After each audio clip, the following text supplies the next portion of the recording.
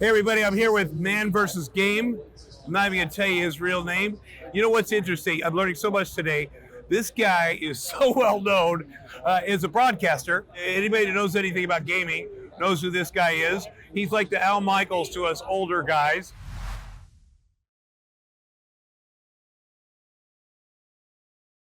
First of all, you're a young Jim Carrey. I mean that. That's by right. the way, No, I love absolutely. Jim Carrey. So how did you get into this and become this? It's crazy. I honestly got into this because I was, a college graduate, but I just was working dead-end jobs, in retail, customer Right. service. Thought to myself, I need to do something with my life that is not soul-crushing. And so I just had this idea, this brilliant idea. Because this hasn't been done. Here's the thing about ideas.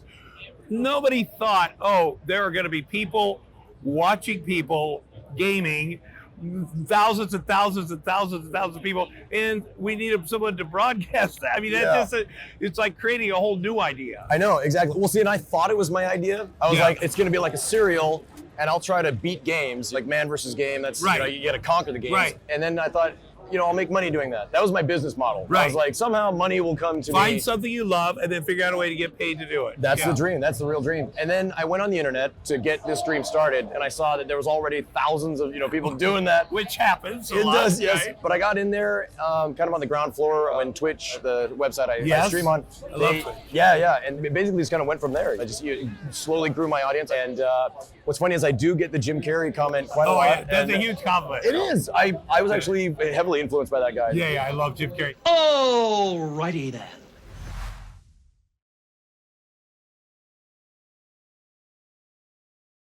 So you've been doing this 5 years. This is what you do for a living. It absolutely. I can tell you, I am financially doing better than I ever have been before. Even after going to college and everything, this is a dream come true.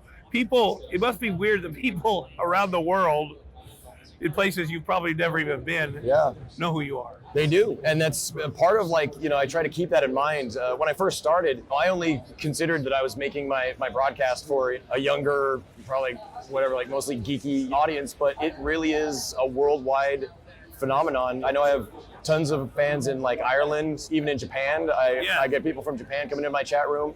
So It's you surreal. interact with your fans. That's an important element to what you do. Absolutely. The live element of the broadcast is, I feel that that's the strongest feature of it is, as opposed to uploading videos, I can have a running conversation with my audience. I almost enjoy that more than playing the game a lot of the time. I think that is the future. The people in my business, we're behind you, but we're catching up with, there's going to be a point where all television is live because people need something real.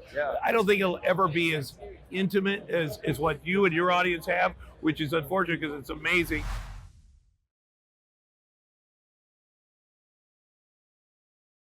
How do you get your skills? Because you're a great broadcaster. You're in 1954. If they'd have seen you, they'd have been, oh no, this guy has 10 problems. Can't put him on. But it's wonderful. How did you get the confidence to learn to do that? Honestly, it's funny that you mentioned your business. It's basically from watching you. Right. I learned it from watching you. Yeah, but you do it. You're in the moment. You're doing it. But it is such a breath of fresh air because I think in my business too, suddenly we would take great athletes who had personalities, take the personality out.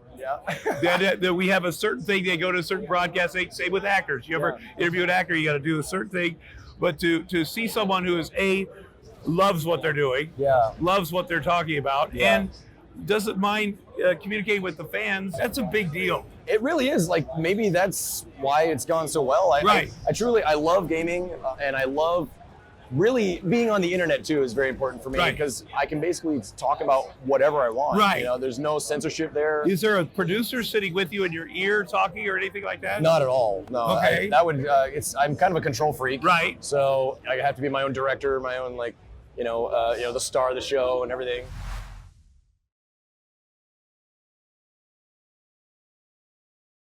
What do your family think? Of course, my parents are very supportive, but it's one of those things still that I don't talk about it much. Right. But people must come up because people that are fans of yours are super fans. They're people, everybody knows who I am, most people.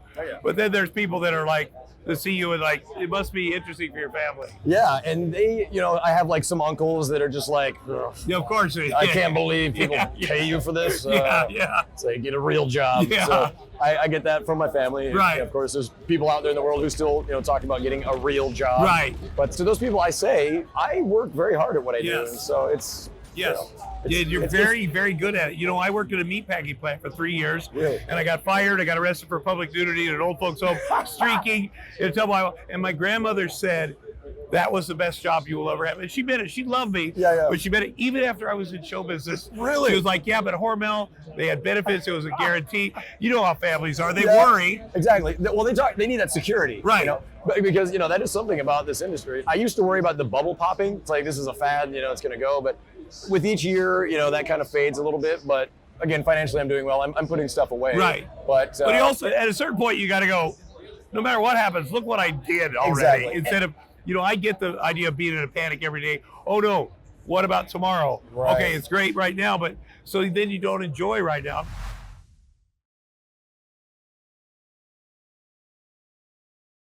The fact that you've done a new genre, a new thing, you created it's your own thing. It's there aren't many new things these days. I agree, and it is crazy. It's surreal being a part of like a new medium. Just Right. kind of coming Not out of only like a big gaming. part, but a face of it and, Yeah. and a voice of it. That's the hardest thing. And there will be people, and I'm sure there's people trying to be you, exactly you. Oh, absolutely. Right now, yeah. But That was- you did it. Yeah, and that's probably. I'm very glad that I ended up copywriting the MANvsGAME. Oh, it's And so brilliant. That's right. It's brilliant. You really did. Yeah, I did. I thought you were joking. Then I get it. Yeah. Because I did start seeing some MANvsGAMes pop up. And, of course. And otherwise, people. That could be your annuity. I'm just telling you. We always worry about, I'm Jewish, so it's like, oh, but what is it? What about? But that MANvsGAME, that. It's got a nice, a classic kind of ring to Yeah. it. It's worked out well enough.